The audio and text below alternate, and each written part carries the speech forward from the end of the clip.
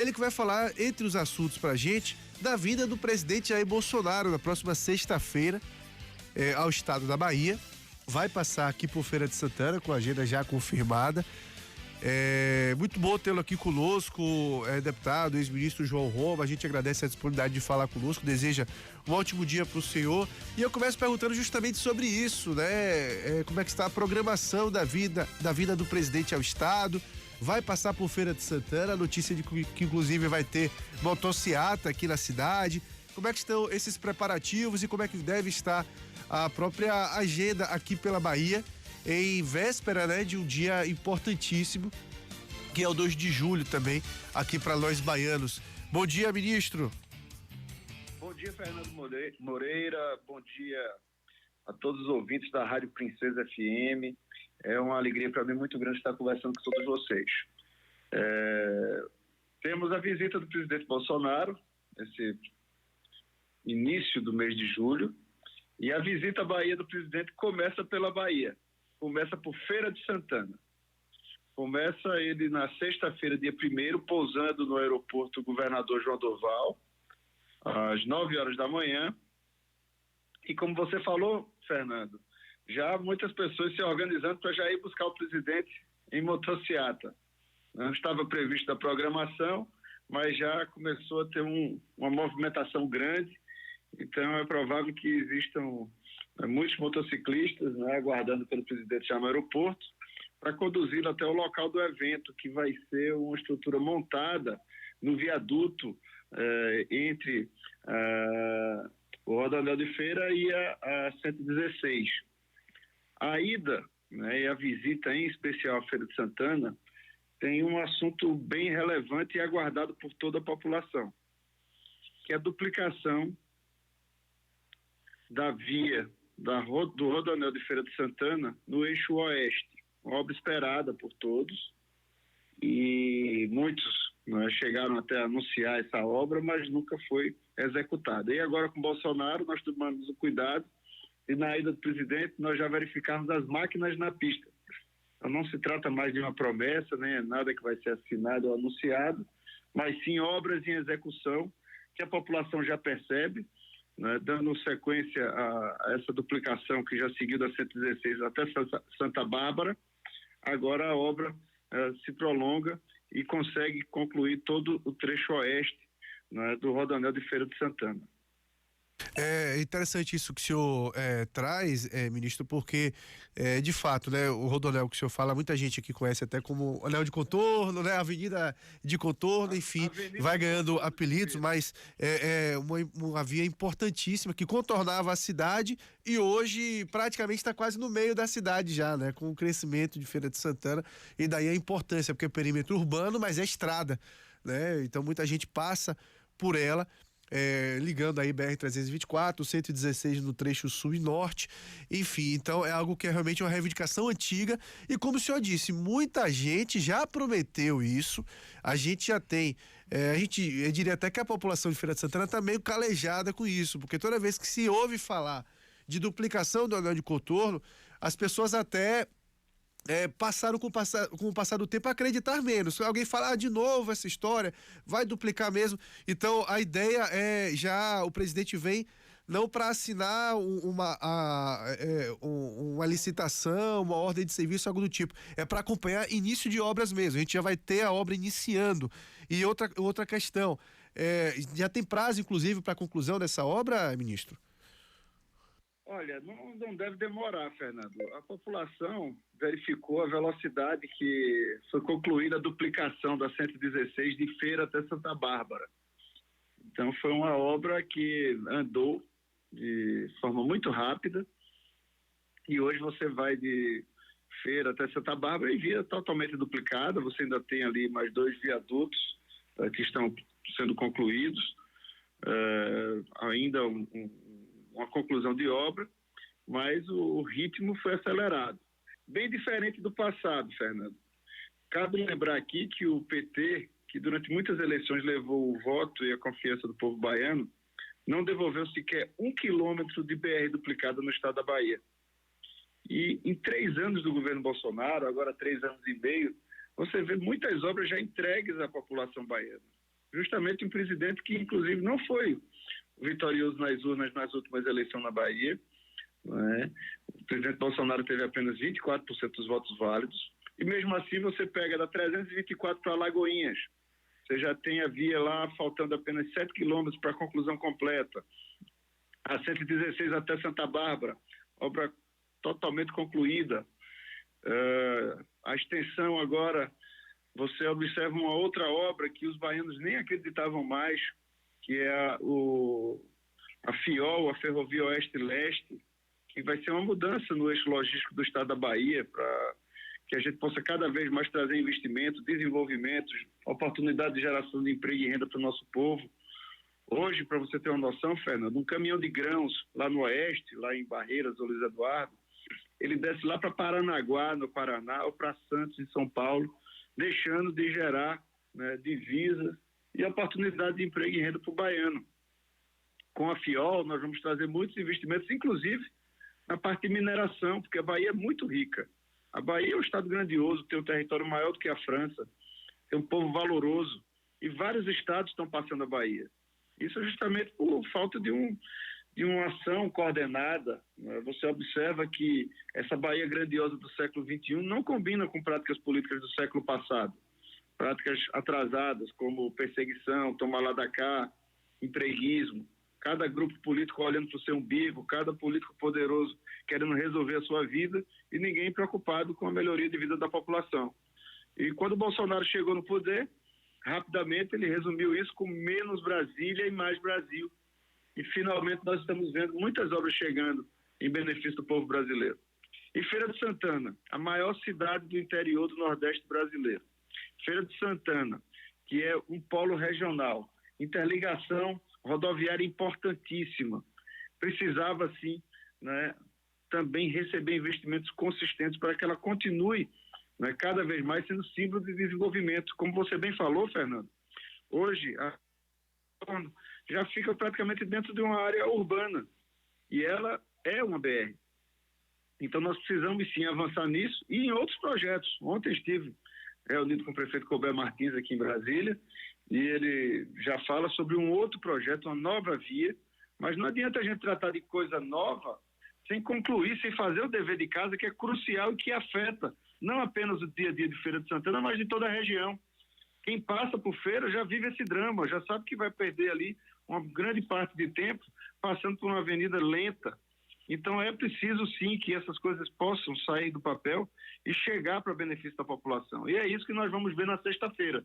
Então na próxima sexta, 1º de julho, pela manhã, o presidente Bolsonaro começa a visita dele à Bahia por Feira de Santana, chega lá no aeroporto João Durval, vai para esse local para que a gente possa sim já perceber o andar da obra, que é sem dúvida nenhuma a obra mais aguardada de Feira de Santana em toda a região. Cabe lembrar também um esclarecimento, que nós estamos nos referindo ao eixo oeste da Avenida de Contorno. O eixo leste ainda está em fase de projeto. Então, a obra que nós vamos ver iniciar e vamos, com fé em Deus, ver ela concluída, é a obra do Rodoanel de Feira, toda a prolongação da 116.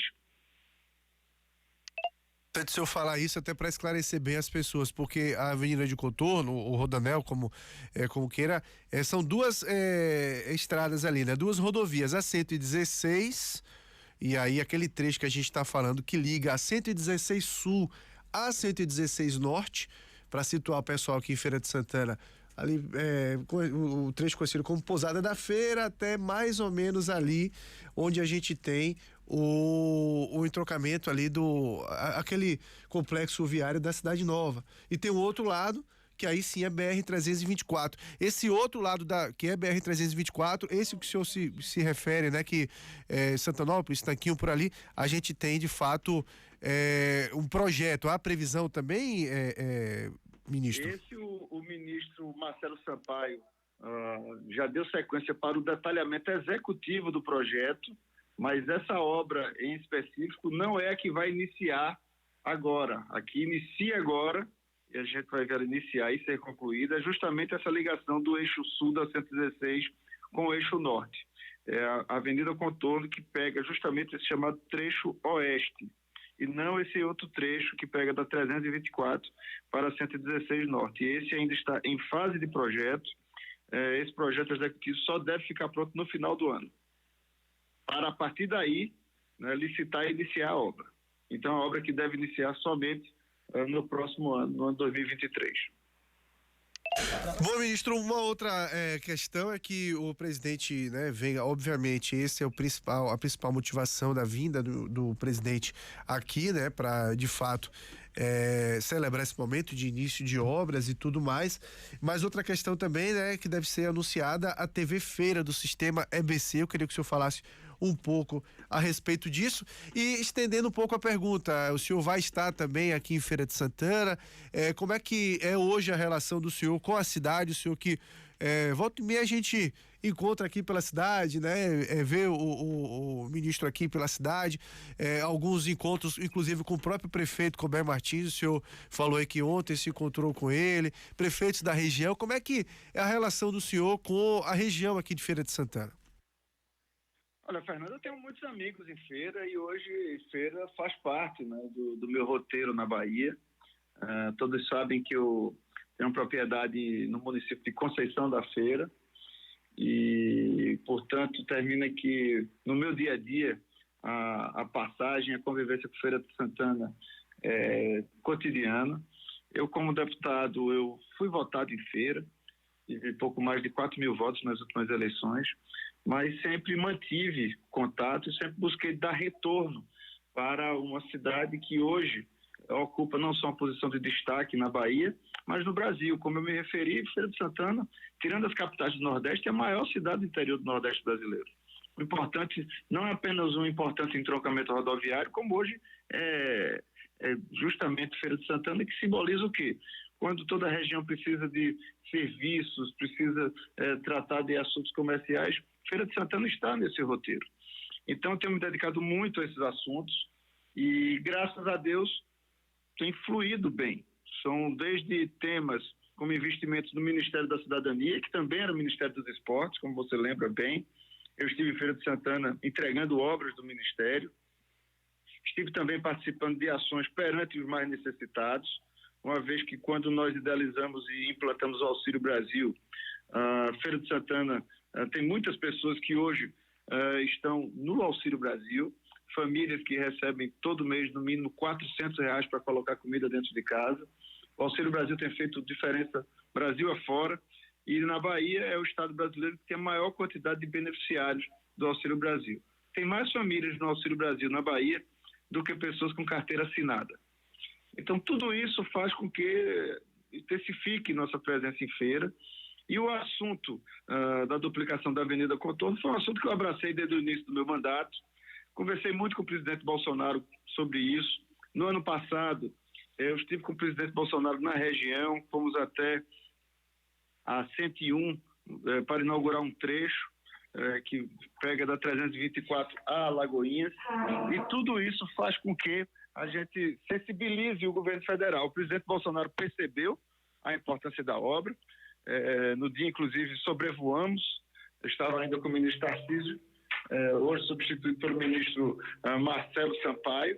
E o importante é que nós conseguimos viabilizar a questão orçamentária, adequar isso, para que possamos, de fato, né, fazer valer a importância de Feira de Santana para a região. Então, eu tenho mantido esse contato permanente. O prefeito Colbert, todos sabem, ele hoje está no MDB, ele tem ligações com outro grupo político, mas mesmo assim eu busco me empenhar e sempre estar à disposição de Feira de Santana para que a gente possa cada vez mais levar benefício para a região.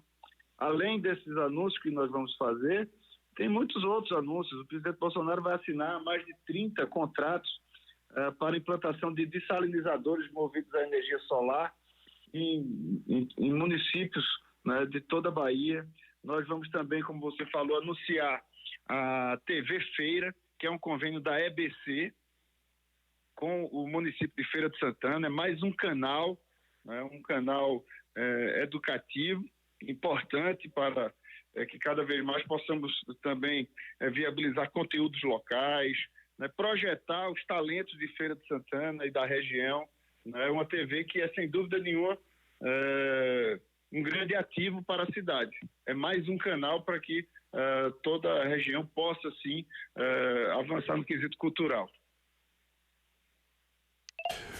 Bom, ministro, uma outra questão que eu queria falar com o senhor é a respeito do Auxílio Brasil, né? O senhor foi ministro da Cidadania até pouquíssimo tempo atrás, né? Quando precisou, obviamente, a gente sabe da legislação se desincompatibilizar e voltou a exercer o mandato de deputado federal. Mas a gente tem, e o senhor tem muita propriedade para falar a respeito, né, obviamente, das ações do Ministério. A gente tem agora o aumento do Auxílio Brasil de R$ 400 para R$ 600. Queria que o senhor falasse um pouco a respeito disso, se o senhor, de fato, participou da construção desse aumento, né, que agora é anunciado pelo governo, e de que forma que isso pode impulsionar também a própria questão da economia, né? A gente sabe que a gente vive um momento. A Covid continua, né? A pandemia continua, mas um momento pós-impacto econômico, financeiro da pandemia, a gente já pode chamar um pós-Covid, pelo menos na economia, porque ontem a gente até analisava aqui no programa o crescimento na economia, até aqui no próprio estado da Bahia mesmo, né? Desempenho comercial com a Federação das Associações Comerciais da Bahia, falando sobre isso, né? Sobre o desempenho do comércio baiano, começando a se reerguer. De que forma que esse aumento do Auxílio Brasil pode impulsionar isso também? Olha, Fernando, muito bem lembrado, nós estamos sim tratando do tema. Ontem mesmo participei de reuniões com o relator da PEC, que vai viabilizar o aumento do Auxílio Brasil. E qual é a realidade? A realidade é que o Brasil, assim como o mundo inteiro, enfrentou uma pandemia. Durante essa pandemia, muitos diziam, fique em casa, a economia a gente vê depois. Hoje a gente está vendo as consequências da economia em relação a isso. Então, o que é que aconteceu? Durante todo esse período, o presidente Bolsonaro foi muito claro comigo. Logo que eu cheguei no Ministério, ele me disse, Roma, faça o que é certo e faça de tudo para ajudar os mais necessitados. E assim nós conseguimos fazer, em tempo recorde, chegar o auxílio emergencial, que foi a valia de muito pai e mãe de família, que na época, inclusive, estava impedido de sair de suas casas para ganhar o sustento dos seus filhos. Dizer fique em casa quando a pessoa tem uma casa confortável e o salário certo no final do mês, é muito bonito. Mas quando a pessoa está embaixo de uma brasilite, que o sol logo cedo expulsa de casa e não sabe o que colocar meio-dia para o filho comer, lembra que meio-dia bate na casa de todo mundo. E foi justamente o auxílio emergencial que conseguiu socorrer os brasileiros. Na sequência, nós tivemos a idealização e implementação do Auxílio Brasil. O Auxílio Brasil, diferente do que muitos atacavam o presidente dizendo que ele ia acabar com o Bolsa Família, o Auxílio Brasil veio justamente para melhorar o Bolsa Família. Bolsonaro conseguiu triplicar os recursos da área social. E com isso, conseguimos zerar a fila. Tinha pessoas, Fernando, que tinham a necessidade de receber o Bolsa Família, mas não eram contemplados por questão de orçamento. E hoje nós conseguimos zerar a fila. Além disso, conseguimos estabelecer um mínimo. Então, o mínimo do Auxílio Brasil hoje é R$ 400. Mas cabe lembrar que tem famílias que recebem muito mais, tem família que chega a ganhar até R$ 2.000 no Auxílio Brasil, a depender das condicionantes. Então, tudo isso foi feito por quê? Porque a pandemia foi passando, mas os efeitos econômicos e sociais da pandemia perduram na sociedade. E agora ainda mais potencializado com a guerra da Ucrânia.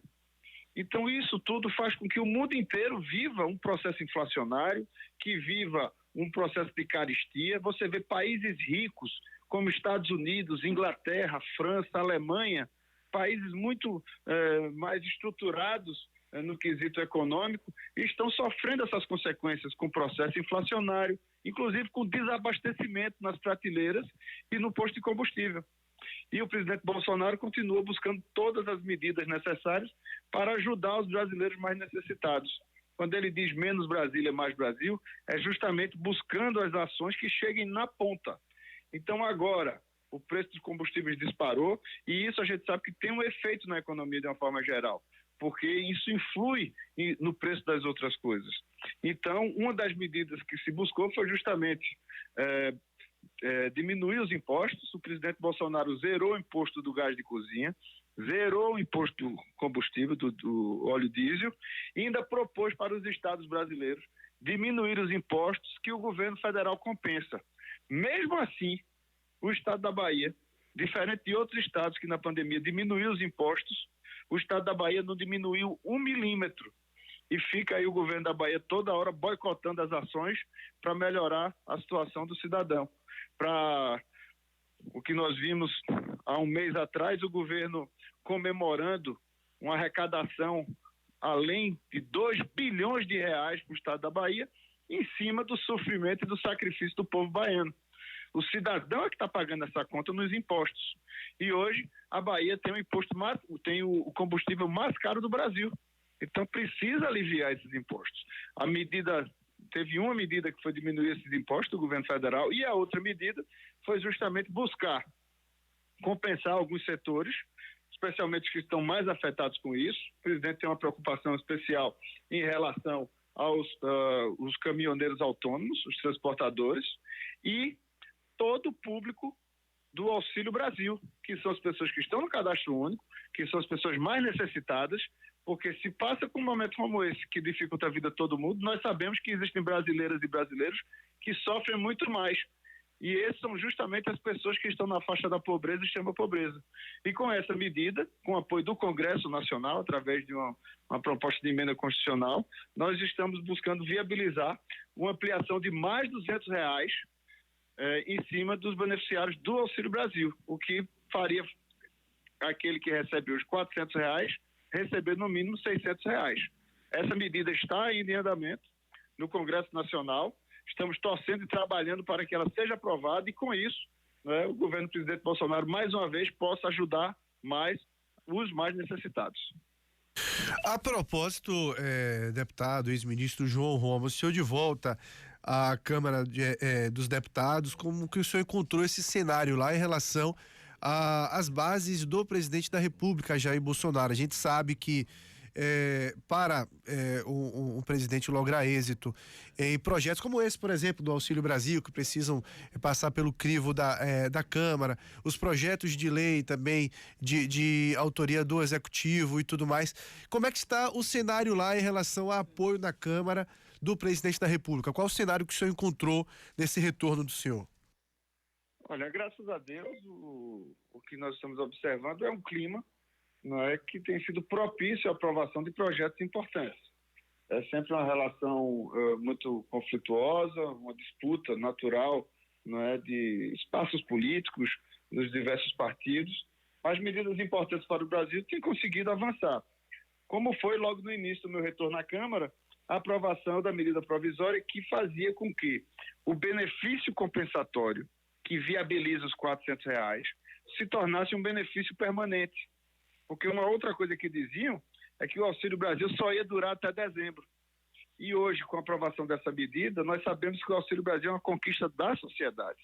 Ele não vai parar em dezembro, pelo contrário, ele é cada vez mais permanente e tem uma diferença especial do Auxílio Brasil perante o Bolsa Família. No Bolsa Família, quando o beneficiário conseguia um emprego com carteira assinada, perdia o benefício. Hoje, o senhor e a senhora que está recebendo o Auxílio Brasil, se conseguir um emprego com carteira assinada, tem a garantia de passar mais 2 anos recebendo o Auxílio Brasil. Ainda recebe um benefício adicional de mais R$200. Tudo isso foram medidas aprovadas com o apoio da Câmara e do Senado, mas que são positivas para cada cidadão brasileiro. Então isso é justamente mostrando que o Auxílio Brasil hoje é uma conquista da sociedade. Diferente de outras épocas, onde a gente via muito líder político chegar e dizer que olha, vota no meu candidato, senão você vai perder o benefício. Com Bolsonaro não tem isso. O benefício é do cidadão, é a conquista do cidadão. Ele passa a não ser dependente, né, de beijar a mão de quem quer que seja. Pois o que nós queremos é mostrar cada vez mais que o Estado brasileiro está a serviço do cidadão. Porque passar necessidade, Fernando, não é vergonha para ninguém. O que nós queremos é um Estado que esteja ao lado do cidadão para que todo mundo possa melhorar de vida, todo mundo possa ter uma oportunidade. Então é desta maneira que o Auxílio Brasil funciona, aperfeiçoando esse programa de transferência de renda e cada vez mais a ação do governo Bolsonaro para melhorar a vida dos brasileiros em todos os municípios. Bom, deputado, uma outra questão que eu queria falar com o senhor mudando um pouco de assunto, falando de fato de política, né, do cenário eleitoral. O senhor é pré-candidato ao governo da Bahia pelo PL. E a gente tem a todo momento pesquisas divulgadas, né? Eu até brinco que daqui até as eleições a gente chega, quando tiver faltando 30 dias, 40 dias para as eleições, a gente chega a um momento que tem pesquisa de manhã, de tarde e de noite. Quando eu fiz uma busca rápida aqui, né, encontrei uma do dia 13, não sei se foi a última, mas 15 dias atrás, pesquisa Séculos, que coloca o Assemineto com 60,55% dos votos, na intenção de votos do cenário estimulado, Jerônimo Rodrigues do PT com 12,19% e o senhor com 7,14%. Mais uma vez, peço até perdão se não for essa a última pesquisa, mas as demais pesquisas vêm mostrando um cenário parecido, né?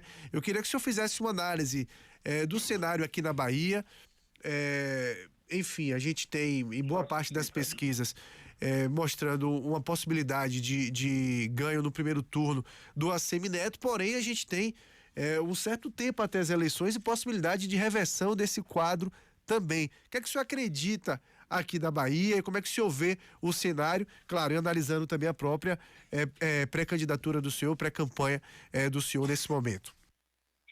Exatamente, Fernando. O que eu vejo é que tem muita água para passar debaixo da ponte nessas eleições. A eleição propriamente dita sequer começou. Ela só tem início no dia 15 de agosto. E o que nós estamos observando? Eu tenho ficado muito animado por onde eu tenho andado, pela forma carinhosa como eu estou sendo recebido, pela percepção da nossa população de que nós queremos sim mudança. É latente você ver o sentimento de mudança no coração das pessoas. As pessoas querem um governo da Bahia que possa retornar à população os serviços básicos de qualidade, educação, saúde, segurança pública, o que não vem acontecendo no estado da Bahia. O estado da Bahia, que é um estado grandioso, um estado maior do que a França, que tem um povo valoroso, que tem tantos potenciais. E por que a Bahia está ficando para trás, perante tantos outros estados? Bahia está perdendo hoje para São Paulo, Rio de Janeiro, Minas Gerais, Goiás, Paraná, Rio Grande do Sul, Santa Catarina. Alguma coisa está errada. Então, o que não combina com essa Bahia grandiosa do século XXI, dando oportunidade para todos e melhorando a vida do cidadão, é justamente essa prática política arcaica, que entra um, sai outro, cada grupo político que entra aí, cada um se locupletando das questões do Estado e ninguém melhorando a vida do cidadão.